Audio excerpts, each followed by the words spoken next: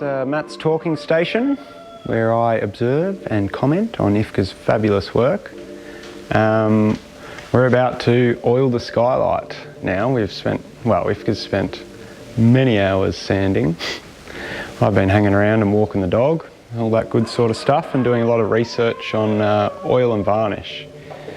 We went around and around in circles. We read reviews, and the forums online, and it really comes down to personal preference, I think, and experience. There is no all holy varnish or oil that exists. It's what you prefer and what you've had positive experiences with. So we've talked to a lot of people around the place, and we've settled for deck sole. It's a 1 and 2, so the first one's an oil, which we'll be using on the deck and cap rail and things that are high traffic and that we just want to touch up with oil every few months, twice a year or so. And then it has the number 2, which is the top coat varnish. It's flexible and it can move with the wood. The wood is moving here in the shed between summer and winter.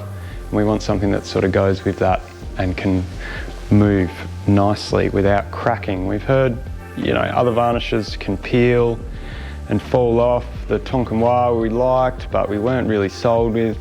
We wanted something like this with an oil that penetrates the wood deeply, and then we can go over the top with a varnish. So this is, if anyone's curious what they might look like, deck sole. We're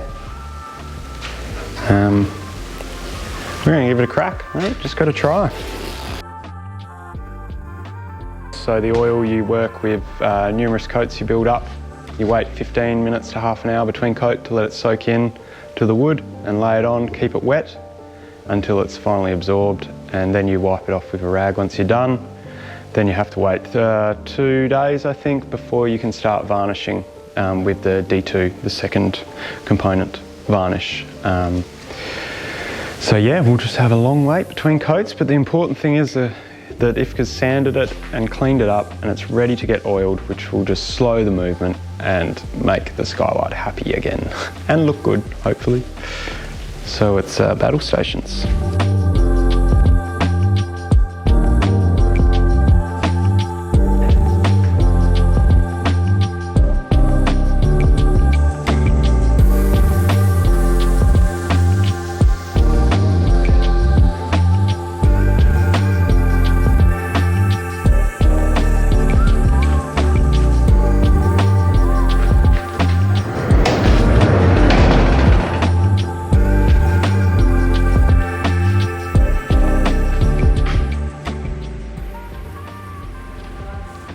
How you going? Hey, Iefke. Did you have a nice walk? Since you got started? Walk down to the river. Is the river nice over here? Yeah. A good walk.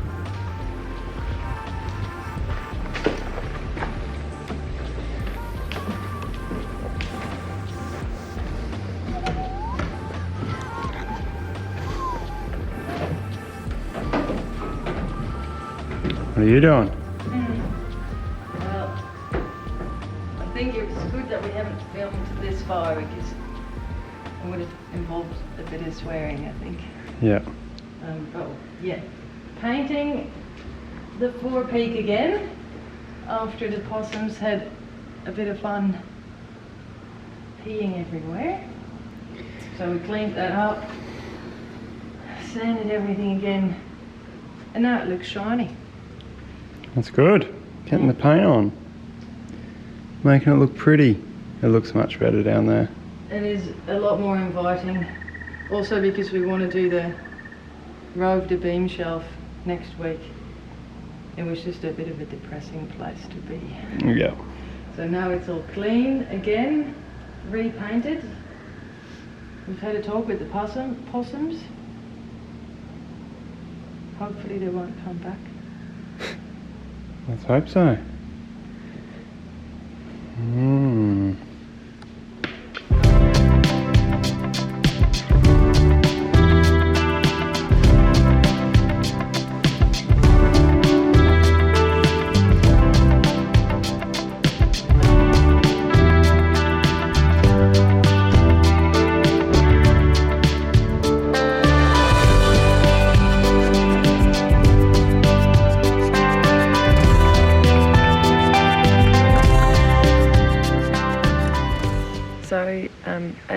we've started the varnishing process, and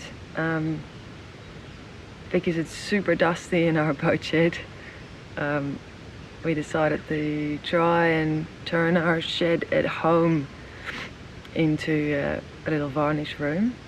And one of the things my dad helped with is put some electricity into our little shed. Since we're living off grid here in the bush, we didn't have that set up yet, so he wired some lights in our shed and cleaned up, made some room, and then Matt and I went to a second-hand shop and bought an old curtain to hang up, try and stop the dust.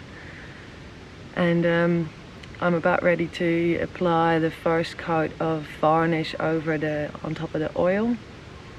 I'm very excited. We've done a lot of research and thinking, and as you know, we asked everybody about what varnish to use, and we just had to make a choice. So we're going for the Dexolay method, and the oil has soaked into the timber beautifully. It's been 3 days of standing to let the oil soak in and sit and harden out, and now I'm going to try and put some varnish on. This is a very fancy brush. It's got a label and everything. Matt and I bought this, geez, like 6 years ago, when we were still in the Netherlands and we were dreaming about building our own boat, and we would go to markets, second-hand markets, and to second-hand shops and just buy stuff that maybe would come in handy when we're building a boat. Little dreamers. And we bought these really nice brushes because we knew probably going to do a paint or a varnish project that is worthy of a good brush, and they weren't cheap, obviously. Copenhagen gold, they're called. It even, it's got a little lady on them. I don't really know why they would put a little, oh, can you see it? And there it is. Some sort of little sitting naked lady on a brush. Anyways, anywho,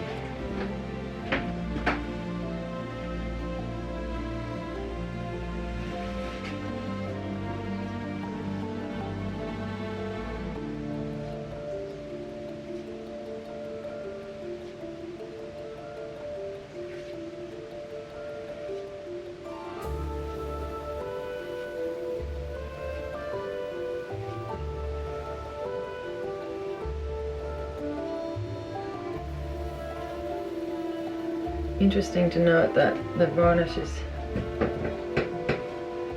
soaking into the timber, which is exactly what we want. So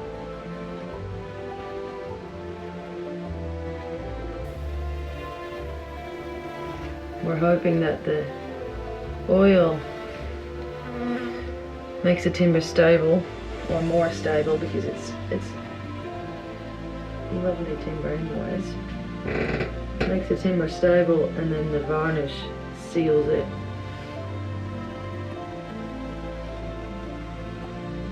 To stop any movement.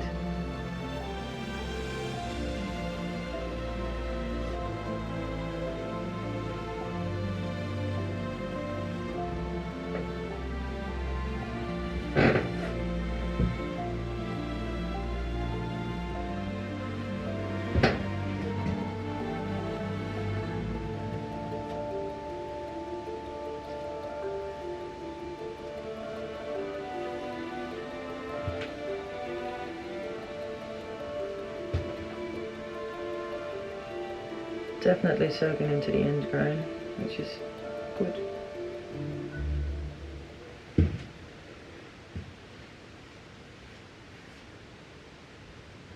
So that's done. First layer is on. Oh, I'm sort of stuck inside the skylight because the shed is not that broomy. That went on alright, I think. It looks shiny. I think it's going to be a bit dusty, even after all the things we tried to make it less dusty. anyways, the brush was amazing. I think the golden naked lady must have inspired lots of confidence. So thank you, lady of the brush. So here we are again, in the varnish shed at home, and I've just done a second coat of celery on the skylight. I just want to give you an update as to what we think of it so far. It's very easy to apply. It's more of an oil than a varnish, and I think it is definitely the right decision for the timber because it stays flexible and it's still soaking in. The second layer soaks in as well as the first one, so it's penetrating the timber. It is flexible, it will move, it's oil based, so it's basically everything we asked for. The downside is that I'm going to struggle with the way it looks, I think, and that's just because I can't seem to get it on perfectly, and I'm a bit of a perfectionist, so it's going to be a bit of a struggle for me to accept that it's very speckly and it's not a nice sort of smooth application just yet. Maybe it will settle down and be more smooth later in the later coats, but I think because it's an oil and it doesn't have that many solvents in there, it doesn't gas off and it stays tacky for at least 12 hours. It was still tacky for, so that means that all the particles in the air can land on the tacky surface and it just leaves a speckled and dusty appearance. I've done some things where I've tried to sand it back and reapply to see if that will look better, but I think it seems a bit unavoidable, so I cleaned the room out, vacuum cleaned, dusted it all off, let that settle for a day, and then I cleaned the timber with the methylated spirits as it says on the can, and then I used a tech cloth, so a waxy rag, to pick up all the dust particles, and then straight after I've applied it with a high quality brush. So I think it's what I'm doing is best practice, but let me know if you think that there's a step that I'm missing or that there's anything you can think of to make it less dusty. So yeah, the biggest downfall, which is probably not really that big of a deal, but it's just cosmetics, it's just the way it looks. Let me know your opinion about it, if we're just going to live with this or if it's really not pretty enough. So I'm not sure, let me know. I'll put on the light in the little varnish room. With the lights off it looks pretty. See, it's very shiny. It's one of those things that looks great from afar, but not so great close up.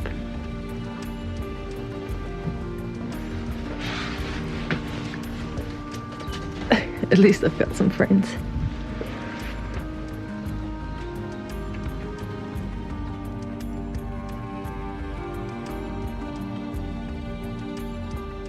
What do you do for a living, Senna? Oh yeah, well I'm a comedian. Yeah. Does that pay well or not? Pays really well, yeah. That's why I'm kind of just here volunteering my time for these two beautiful people. So you've got plenty of time on your hands because you make so much money. Yeah, I am really successful, but you know I don't measure success in finances. Where can we find you on YouTube? No.